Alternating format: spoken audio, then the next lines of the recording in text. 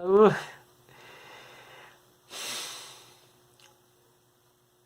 Soledad Ruiz es mi maestra, yo siempre lo he dicho, es mi maestra, no solo de teatro y de actuación, sino de la vida. Me marcó profundamente. Creo que todos en algún momento encontramos un maestro con el que hacemos clic, con el que vibramos, ¿no? En la misma sintonía y de ahí, ¿no? De ahí se hace camino. Y después los maestros se convierten en parte fundamental de tu vida, pero también los vas encontrando, ¿no? Siempre hay maestros en la vida, tanto escénica como personal, profesional y personal, pero hay maestros que te marcan profundamente. Creo que lo que más me marcó con Soledad es entender que el trabajo actoral, sobre todo actoral, porque yo me formé con ella como actor, aunque también tomé sus clases de dirección, yo me considero y yo me concibo más como actor y a partir de ahí desarrollo. Como un trabajo que tiene que nacer del espíritu, del alma. Eh, Soledad era una mujer que estaba muy interesada en el trabajo y desarrollo espiritual personal. Ella fue miembro de un grupo de danza conchera, que es un grupo, los concheros son un grupo de danzantes sagrados místicos que preservan la cosmovisión del México antiguo que fusionaron con el catolicismo para poderlo preservar durante los 300 años de la colonia. Y entonces ellos tienen un trabajo con lo sagrado muy importante y muy profundo, muy arraigado. Y ella pertenecía a uno de estos y tenía uno de los rangos mayores en los grupos, que es el de capitana. También era sanadora, ¿no? Ella fue amiga personal de Carlos Castaneda, ella conoció a don Juan Matus gracias a su maestra de sanación, Magdalena Ortega. Entonces era una mujer que estaba muy interesada en eso. Y aunque no lo decía, toda su formación, toda su metodología, todas sus clases tenían que ver absolutamente con eso. Absolutamente. Yo tuve la oportunidad, sus últimos 2 años, de ella como docente, de asistirla en sus clases. Y entonces ahí fue cuando a mí me empezaron a caer muchos veintes, muchísimos, ¿no? Como por ejemplo muchos de sus calentamientos en clases de actuación eran movimientos de danzas sagradas, ¿no? Por el trabajo energético que se lograba con eso. Ella siempre nos decía, por ejemplo, que si nosotros estábamos energetizados, cualquier cosa que hiciéramos en el escenario sería interesante. Y esas energías, esa energetización venía de esos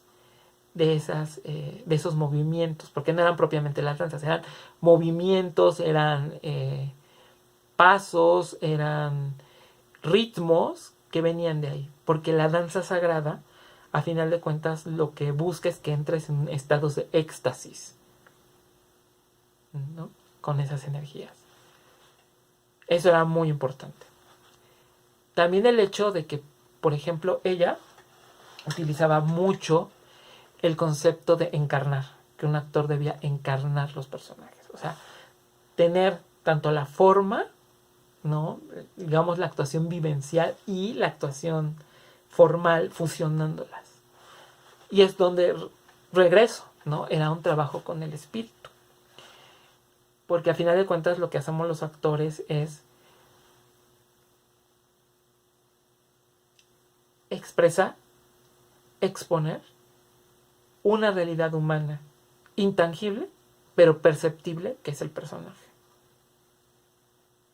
Entonces, a mí lo que más me marcó como actor Y es eso, ¿no?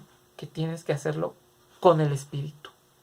Porque también, o sea, los actores al final de cuentas, al contar estas historias humanas, lo que hacemos es preservar esa memoria ancestral humana. Ella, por ejemplo, decía que el teatro era una experiencia humana trascendente.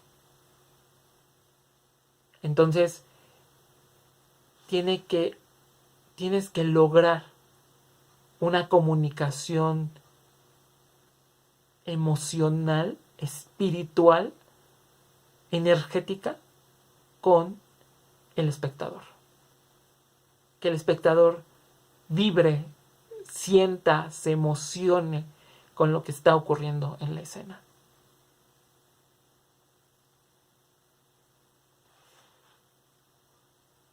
Claro que no todo era así.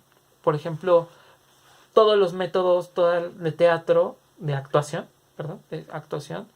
tienen como una esencia. Stanislavski, el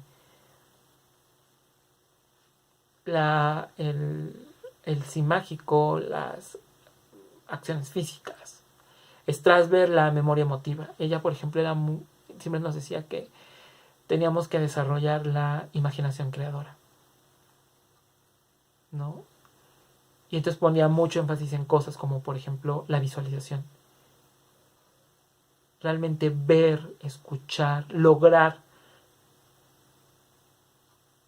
crear esas imágenes que eran necesarias para que el espectador también las viera, ¿no? Porque a final de cuentas a partir del actor se evocan imágenes, acciones, sentimientos. También ponía mucho énfasis en que tuviéramos claro las diferencias estructurales de los géneros y los estilos. No es lo mismo la tragedia, la comedia, la tragicomedia, la pieza, la farsa, que el realismo, el naturalismo, el expresionismo, el simbolismo, el impresionismo, el teatro del absurdo, ¿no? Porque cada uno hace énfasis en cosas distintas. Por ejemplo, el realismo son las contradicciones objetivas y subjetivas del ser humano y de la sociedad. Si es el ser humano, es un realismo poético, si es la sociedad, es un realismo crítico. Ese es el realismo. La tragedia, por ejemplo, son la dramatización de los misterios de la creación. El misterio de la muerte, el misterio del destino, el misterio del azar. No el azar como una manifestación de ese misterio. El expresionismo es esta distorsión de la realidad. Entonces, para hacer expresionismo, tienes que hacer una amplificación de tu gesto, ¿no? Entonces, muchos de sus trabajos en actuación eran desarrollar las cualidades expresivas del actor.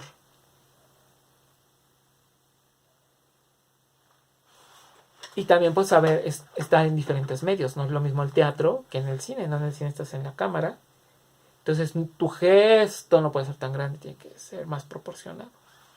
Porque al final de cuentas la cámara es una mirada que después se va a convertir en el filtro por el que te van a ver los demás. Pero entonces para la cámara lo importante es la mirada, ¿no? Ver. Y entonces la visualización de lo que te hablaba, ¿no? Y el poder dirigir tu energía a la mirada, porque va a ser el medio expresivo primordial, por ejemplo, cuando estás en el cine, a diferencia del teatro.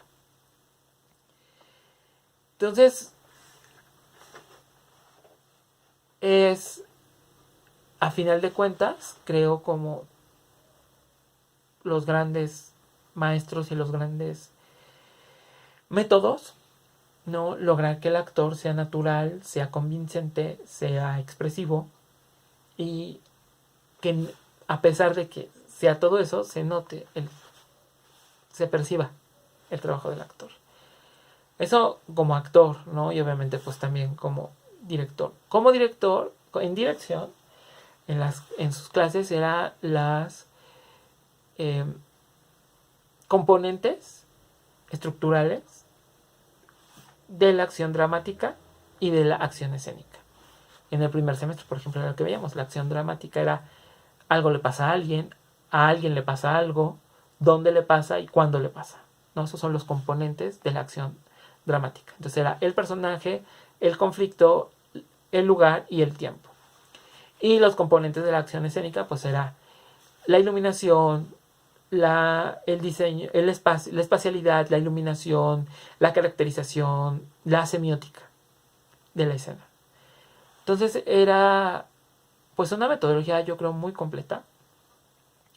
Obviamente pues en un año de dirección y un año de actuación son bases, ¿no? Pero creo que son bases muy sólidas. Pero como actor, como ser humano, creo que es eso, ¿no?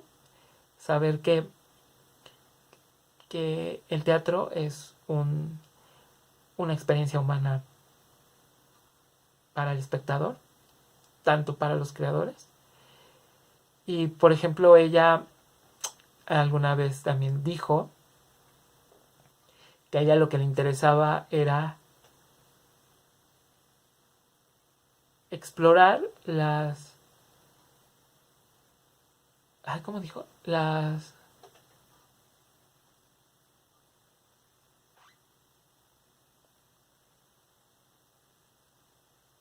Mostrar el misterio y la desolación que puede significar la vida humana en cualquier momento de la historia. Y eso me parece súper importante y creo que va por ahí la cosa.